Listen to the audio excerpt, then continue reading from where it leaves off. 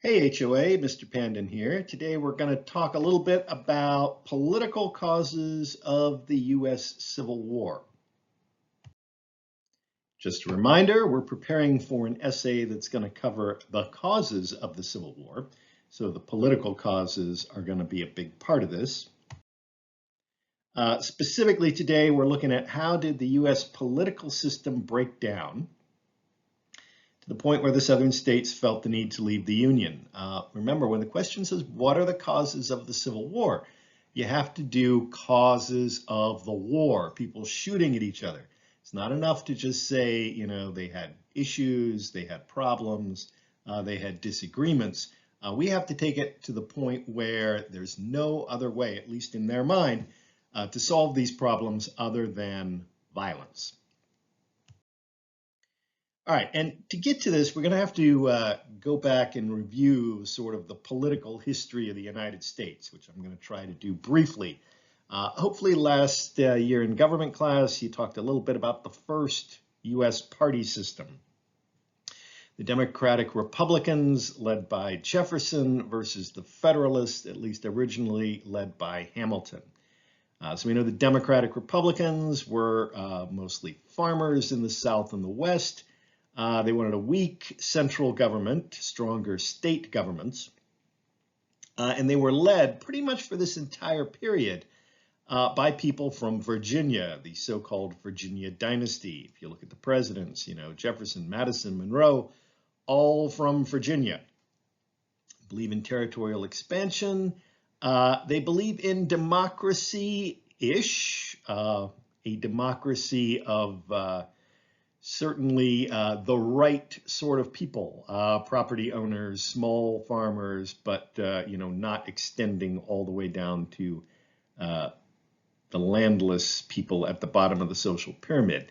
And they like low taxes. And Hamilton's Federalists are much more northeastern merchants and bankers, and the whole Hamilton economic plan. Strong central government with elastic powers, keep voting limited to the wealthy and the best people, high tariffs to protect manufacturers, that kind of thing.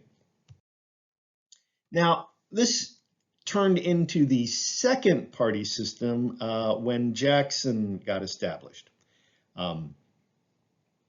Jackson certainly traces his roots back to Jefferson, but it's a different kind of thing, and which is why we now call it the Democratic Party rather than the Democratic Republican Party. It's still farmers. It's still oriented toward the West. They still believe in a limited role for government, but within that limited government, they want the elected president to have most of the power. Jacksonians are very skeptical of other institutions that are not elected.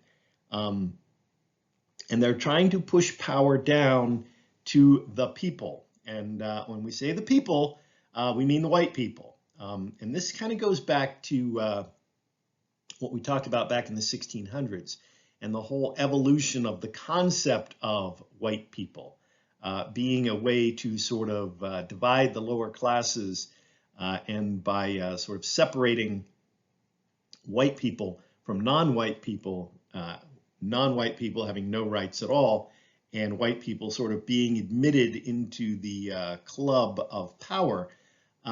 Back in the 1600s, that meant you got to share a little bit of the power. But that logic has now, with Jackson, sort of gone to a more extreme form.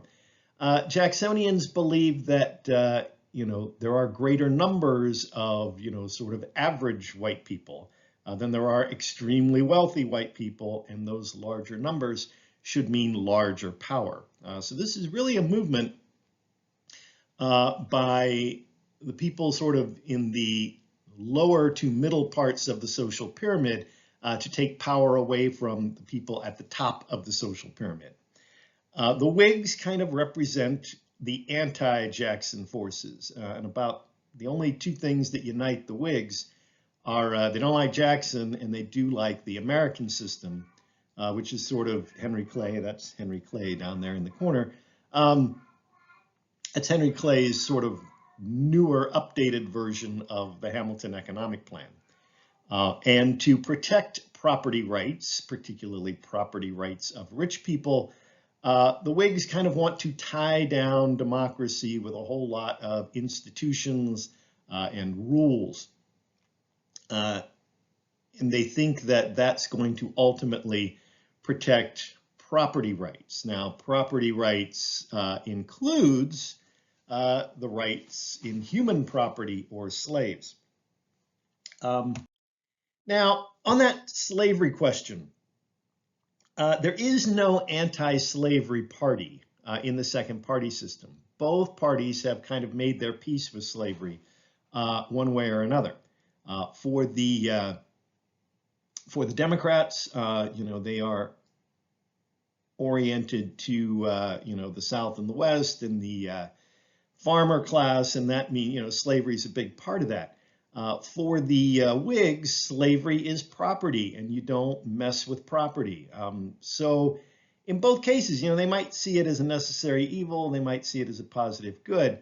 But the one thing they know politically is neither one of these parties is going to get very far if it doesn't have support in the South. And you don't have support in the South unless you are at least tolerant of slavery as an institution. So nobody's challenging slavery in the second party system. What is kind of driving some of the changes in this thing and what's going to lead to a new party system is this concept of manifest destiny and territorial expansion. One of the things that unites the West, whether we're talking about the Northwest, the free West north of the Ohio River, or the slave West south of the Ohio River, the one thing they agree on is we need more territory. The whole idea of expansion, bringing more land available for farmers. Now, north of the Ohio River, you've got sort of small farmers who are looking for, family farms, that kind of thing. South of the Ohio River, there's some of that, but there's also the cotton planters who are looking for big plantations so they can make big money. But for now, at least, as long as we're talking about expansion, those groups are united. They are a unified coalition, both wanting territorial expansion. And the Democrats are going to give it to them. After Jackson left office, the Whigs were briefly in charge for one term, and then comes another Democrat from Tennessee, James K. Polk. And Polk made it sort of his #1 priority to expand the country in mostly 3 areas. He's going to annex the Republic of Texas, and I don't have a lot of time to tell that story, but you may know that Texas had sort of declared independence from Mexico and petitioned to become part of the United States. The Whigs weren't very interested in that, and the Whigs let them cooling their heels for a long time. But Polk sort of made it part of his mission to get Texas into the U.S. He also wanted to sort out the situation in Oregon. You remember playing Oregon Trail back in elementary school. Oregon had been kind of a mishmash of, American settlers and British settlers with no real firm idea of who's where. Polk made it an issue to sort this out with the British and get as much of Oregon as possible for the United States. And for the rest of the Pacific coast, Polk is going to engineer a war with Mexico. What Polk is really thinking about is the Pacific coast. You've got 4 major ports on the Pacific coast of North America. You've got San Diego, Los Angeles, San Francisco, and Seattle/Vancouver.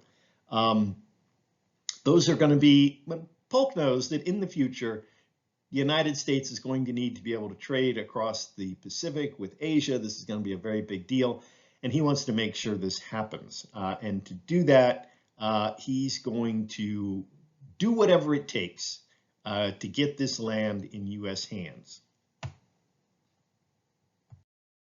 All right, so looking on the map, we are going to have Texas, which the territory that was claimed as Texas in 1845 was a lot larger than what it is today. The Oregon country was divided between the United States and Britain, and what you see up there is the United States portion. And then what's labeled Mexican cession, that's what's going to be acquired during the war with Mexico, most importantly, California. All right. Now, when the war with Mexico starts, it's going to become a little bit of a sticky issue on slavery. Mostly, remember, in the two-party system, neither party really wanted to get into slavery.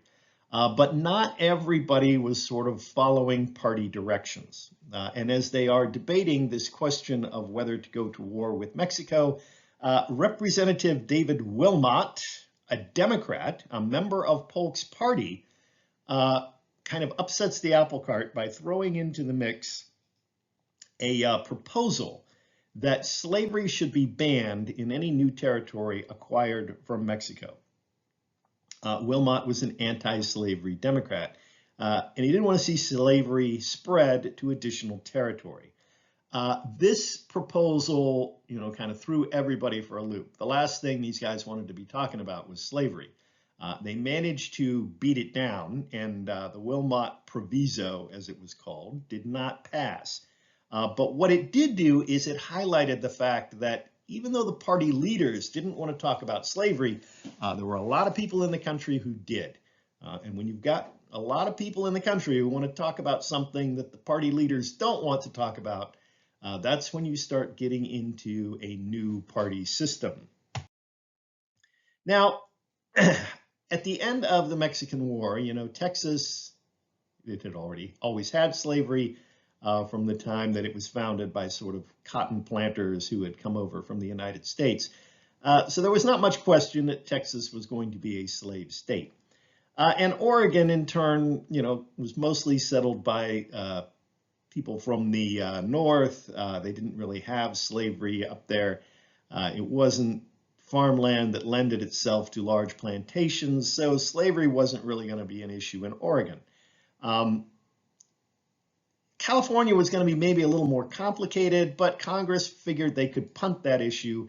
It was going to take years before there would be enough people in California to, be talking about statehood.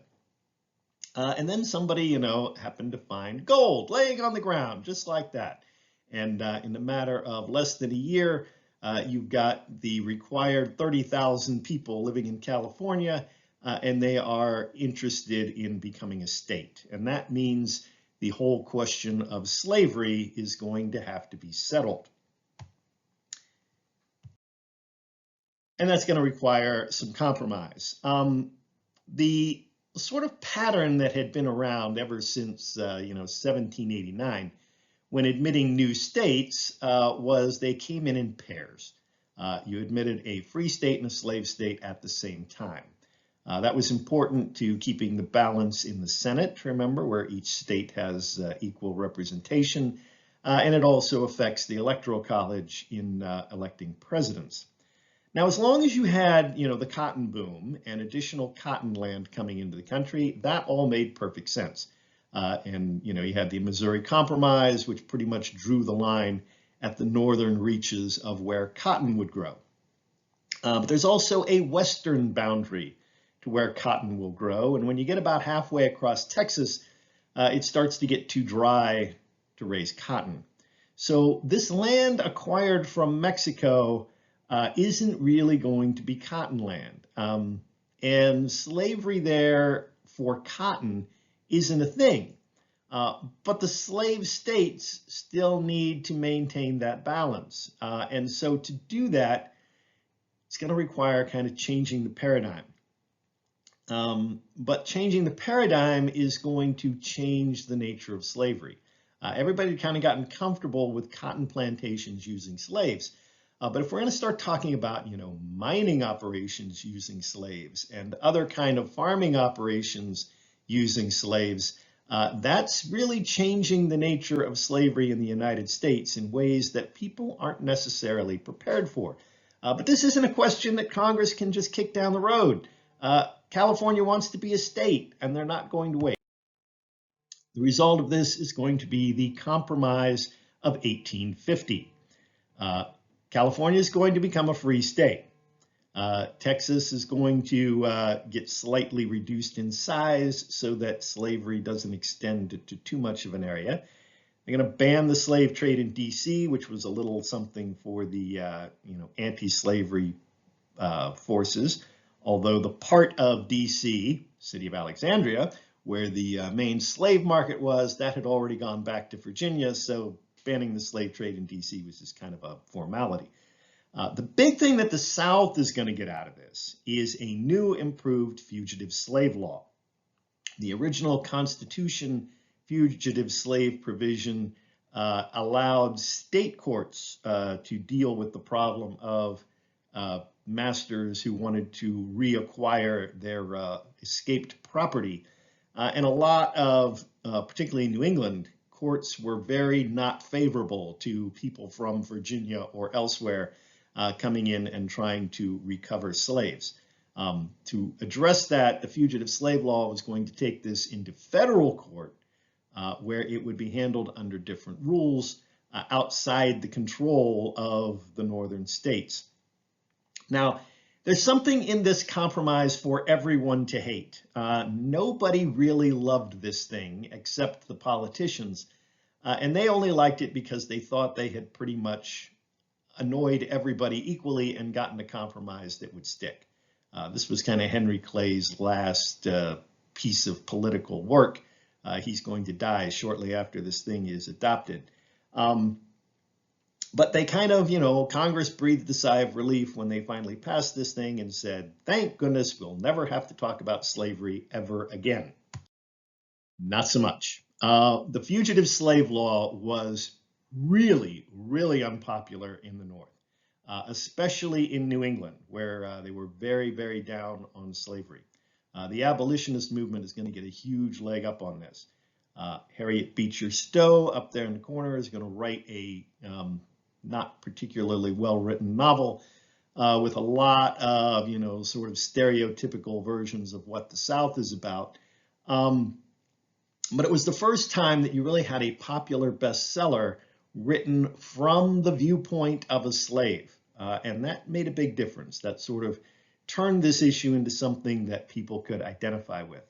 And another thing people could identify with was the story of Anthony Burns down there in the lower right. He had escaped from Virginia from slavery. He'd established himself in Massachusetts with the help of abolitionists there. And then up comes his former master and, seizes him and wants to take him back to Virginia.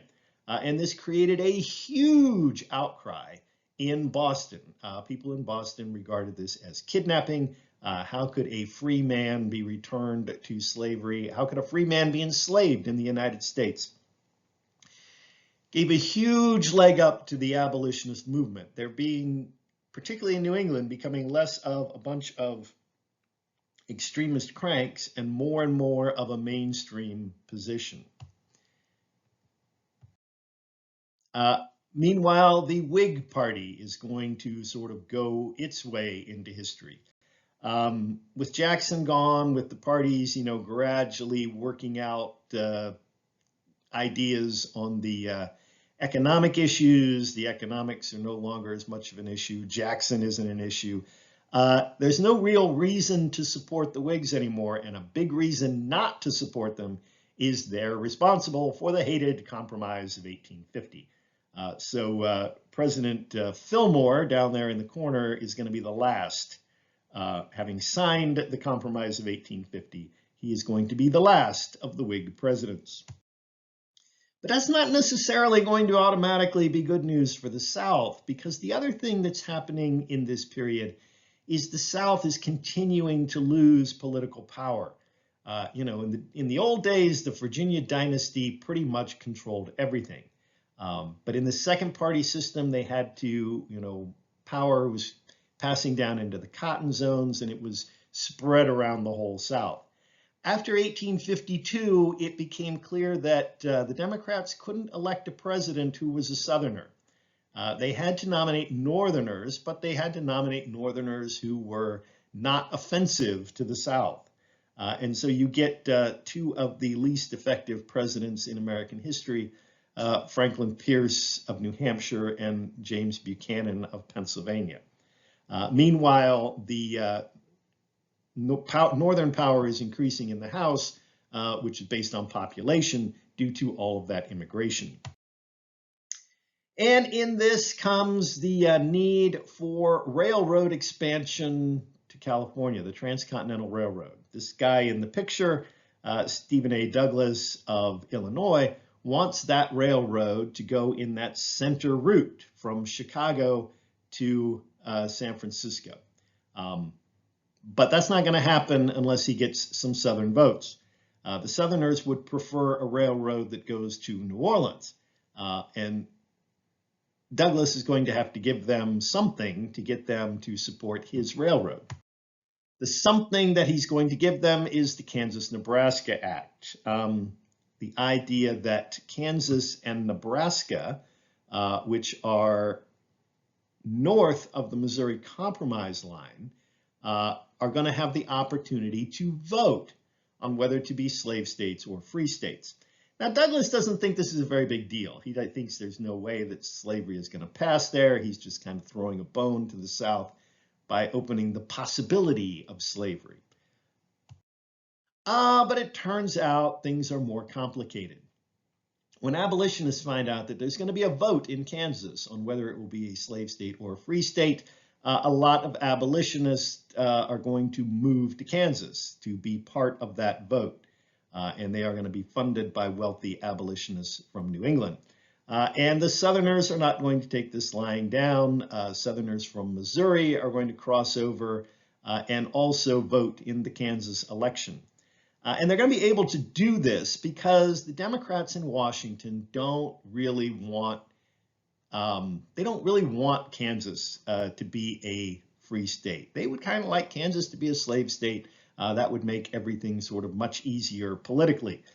So they're going to look the other way while all of this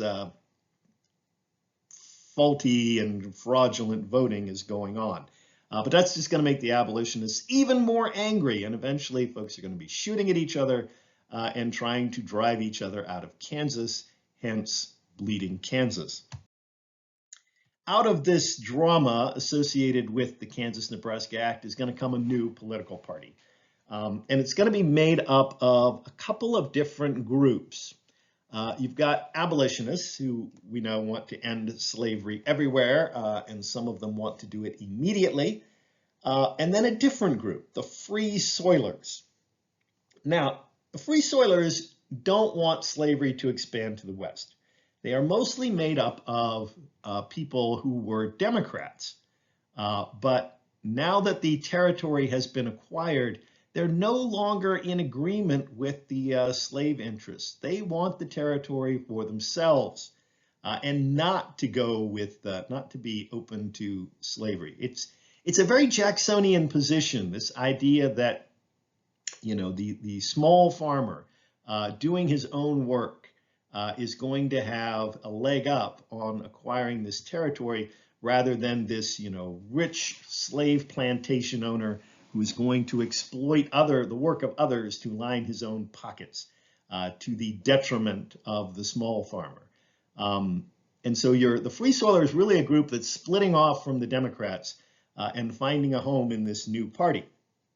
But they don't necessarily agree with the abolitionists on the question of whether slavery should be ended in the South. Free Soilers don't really care about that. They're interested only in the West. And then you're going to have some former Whigs jump onto this thing because they're looking for a vehicle. The Whigs know that all by themselves, their economic agenda isn't going anywhere. But if they can attach themselves to a new party, they might have a chance. And so this unwieldy coalition of people who only really agree on one thing, which is slavery should not be allowed to expand to new territory, they're going to form the Republican Party. And it's going to make a play for national power, and to do it without any Southern support. The Republican Party is going to be a coalition of Northerners and Westerners in opposition to the South.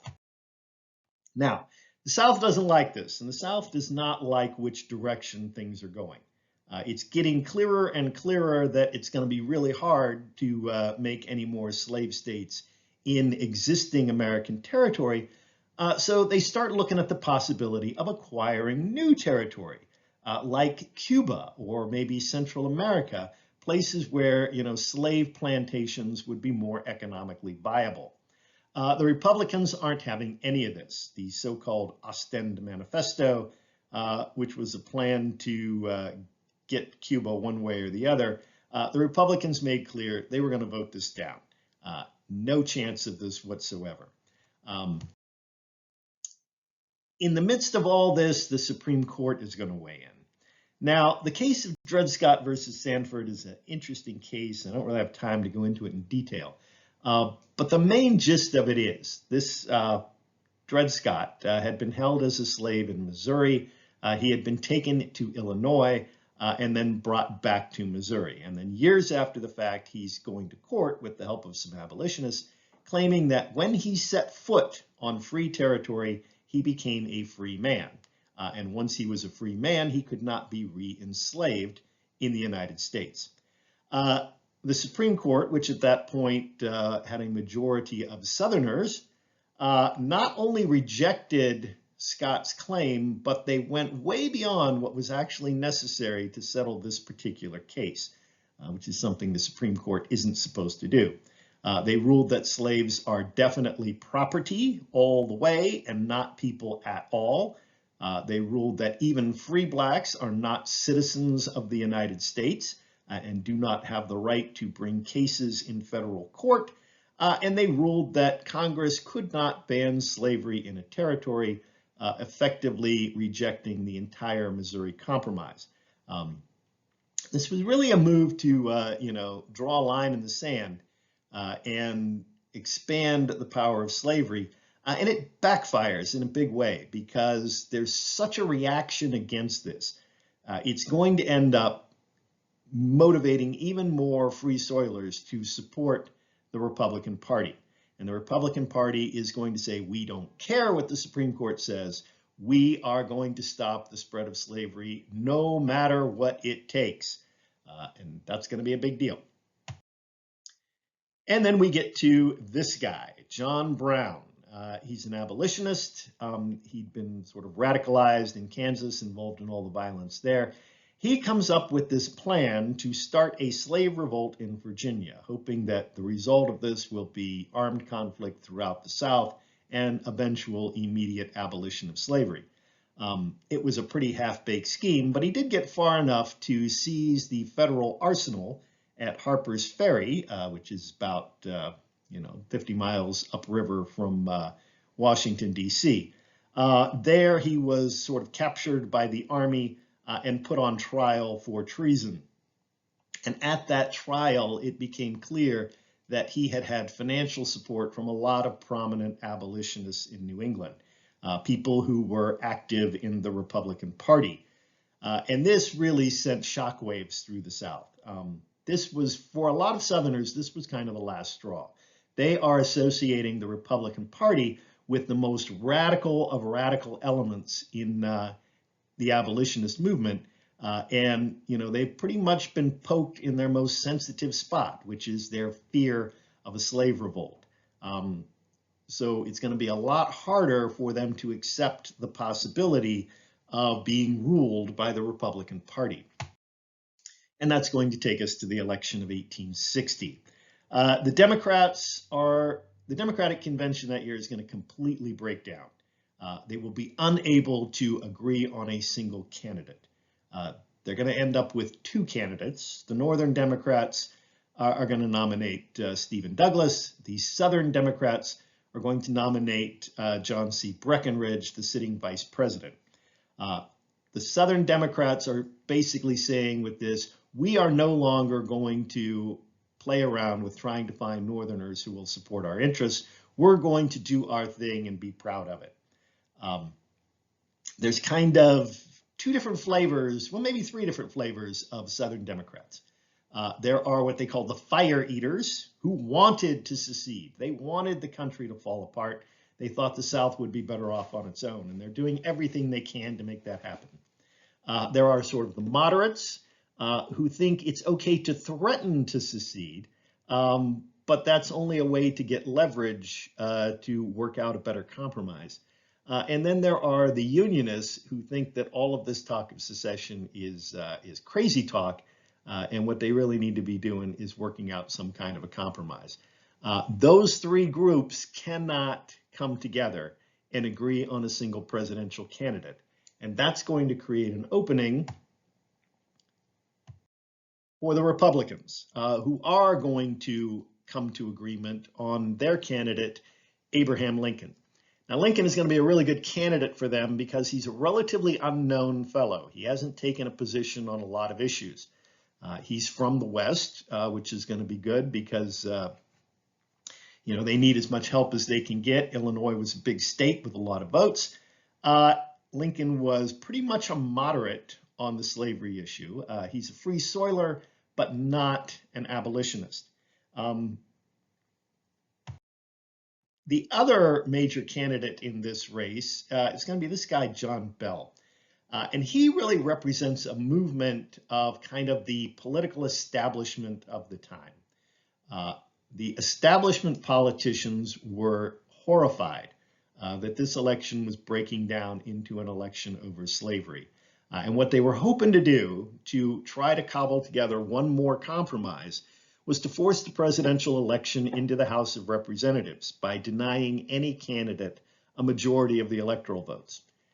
Because they felt like once it went into the House of Representatives, the politicians would be in charge again, and they could do what politicians do. So Bell was floated out as a candidate, not with the idea that he was going to win, but with the idea that he was going to take enough electoral votes away from Lincoln to make it possible for this thing to go into the House and probably be engineered into a victory for Douglas. Well, it didn't work out that way, but only by a little bit. Lincoln ended up getting most of the electoral votes from the North, although the state that was really critical for Lincoln was New York, at the time the most populous state in the country. And in New York, out of over 4 million votes cast,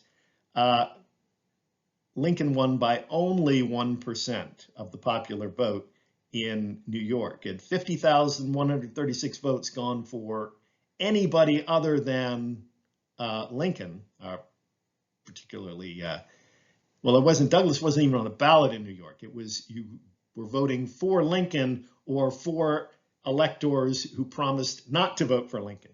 And they kind of left it open as to who, assuming that throw it into the House and deal with it there. 50,000 votes made all the difference. Lincoln wins an absolute majority of the electoral vote. And when you look at that total, it looks like a pretty decisive win, but it's relatively small. It's all in New York. And so the race isn't going to go into the House of Representatives. Lincoln is going to be the new president of the United States. And that proved to be something the South absolutely could not tolerate. There's a convention held in South Carolina, always the most radical of the slave states. They vote to secede from the Union before Lincoln is sworn in. They want nothing of it. And over the next few weeks, again, after the election, but before the inauguration, the other cotton states are going to vote to secede. Georgia, Florida, Alabama, Mississippi, Louisiana, and Texas. In Texas, the vote was close, but Texas still voted to leave the Union. Now, at this point, it's still not entirely clear. Is this just a threat to set up a political negotiating position, or is this for real? Nobody's entirely sure. And when we get to the next step of this, we're going to get into how that sorts itself out. So thank you for listening, and we'll be back again with more.